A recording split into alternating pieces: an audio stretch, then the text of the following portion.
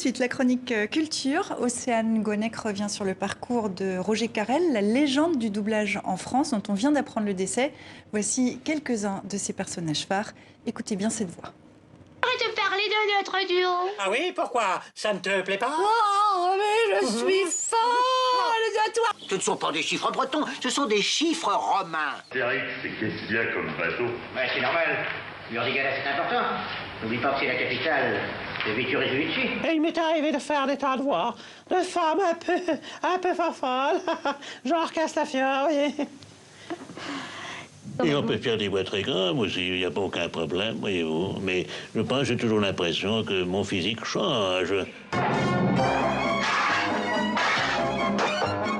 Bonsoir Océane. Bonsoir. Je parlais de sa voix, mais en fait il faudrait plutôt parler de ses voix. Il a donné vie en français à de nombreux personnages de dessins animés notamment. Roger Carrel, oui, qui s'est éteint la semaine dernière. On l'a appris aujourd'hui à l'âge de 93 ans. Alors Roger Carrel était surnommé le pape du doublage et de fait il a incarné, vous l'avez dit, une multitude de personnages de dessins animés. Les voix françaises de Mickey Mouse, c'est lui. Winnie l'ourson, c'est lui aussi. Il est également la voix d'Astérix, de Dalf l'extraterrestre ou de Kermit la grenouille. C3PO aussi dans Star Wars, le robot, c'est sa voix. Et alors dans les Disney, il a prêté sa voix à un nombre incalculable de personnages et parfois même plusieurs personnages au sein du même film. C'est une autre époque du doublage et il restera pour sûr la voix qui a bercé notre enfance sans même le savoir. Oui, et puis voilà, hommage lui est rendu.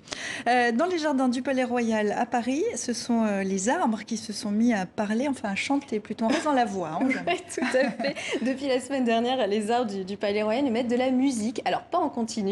Ils répondent au contact humain et à la qualité de l'air. Plus les humains s'approchent des arbres, plus la musique est forte et harmonieuse. Et pour l'air, si c'est trop pollué, les arbres s'arrêtent de chanter. Voilà, c'est une installation proposée par le Théâtre du Châtelet et du Louvre à Abu Dhabi, qui a été créée par le groupe d'artistes Umbrellium. Des détecteurs électroniques ont été placés sur les troncs. À la base, l'idée est d'inviter les gens à enlacer les troncs d'arbres. Mais Covid oblige, on ne peut plus les toucher, juste s'en approcher. Alors ça s'appelle Singing Trees. Elle bouge, cette installation de pays en pays. Elle est en ce moment à Paris, dans les jardins du Palais Royal, et c'est assez amusant de voir les passants qui s'y promènent et qui découvrent cette installation. Écoutez-les. C'est absolument magique, effectivement, de découvrir ces arbres qui parlent. Je trouve que c'est une manière poétique de redécouvrir ces arbres. On passe à travers eux sans généralement y prêter attention. Et là, ce langage artistique, collé à ces feuillages verts, ça nous transporte tout de suite ailleurs. L'art est porteur de messages, l'art détricote les discours officiels, l'art change les représentations des institutions et du pouvoir, remet en question. Et donc, évidemment que l'écologie est une cause qui doit passer par l'art.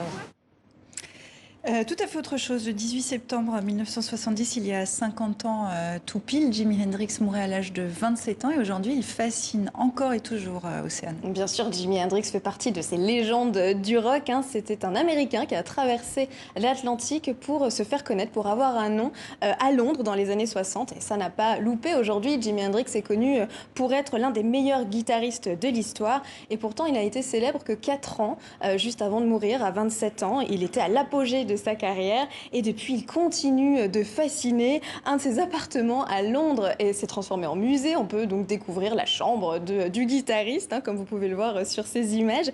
Et ce qui est amusant, c'est que partout où il est passé pendant ces 4 années, sa légende le précède. Au Maroc, par exemple, il y a un village qui en a fait son fonds de commerce, un village près d'Essaouira.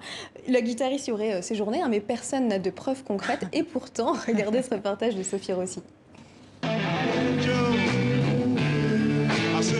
Il y a des légendes tenaces qui se tissent au fil du temps. Jimi Hendrix et son mythique Hey Joe auraient séjourné ici, à Essaouira. Un passage éclair pour certains, en tout cas mystérieux, car sans preuve photo. Tout et son contraire circulent et alimentent les histoires. Mais des habitants ont la mémoire vive, et apparemment Jimi Hendrix aurait même été aperçu dans ce village, Diabat, la guitare sur le dos. J'ai vu Jimi Hendrix une ou deux fois ici. Je ne lui ai pas parlé, il parle anglais et nous, on ne sait pas parler cette langue. Il est venu à Diabat avec ses amis, il a bu du thé. Saïd Bouzba est aujourd'hui à la retraite. Pendant des années, il a animé le café Jimi Hendrix. Au dire des souvenirs, la venue de l'icône américaine remonterait à la grande époque de Woodstock. Jimi Hendrix était à Essaouira en 1969. Il est passé ici à Diabaté. À cette époque, il y avait le mouvement hippie. Presque 60 000 sont venus à cette époque-là. De toutes nationalités, des artistes, des médecins, des écrivains, des peintres. Beaucoup de gens sont venus ici. 50 ans après la mort du chanteur, Abdelhamid Anadjar, le disquaire, profite toujours du business à l'ombre des remparts.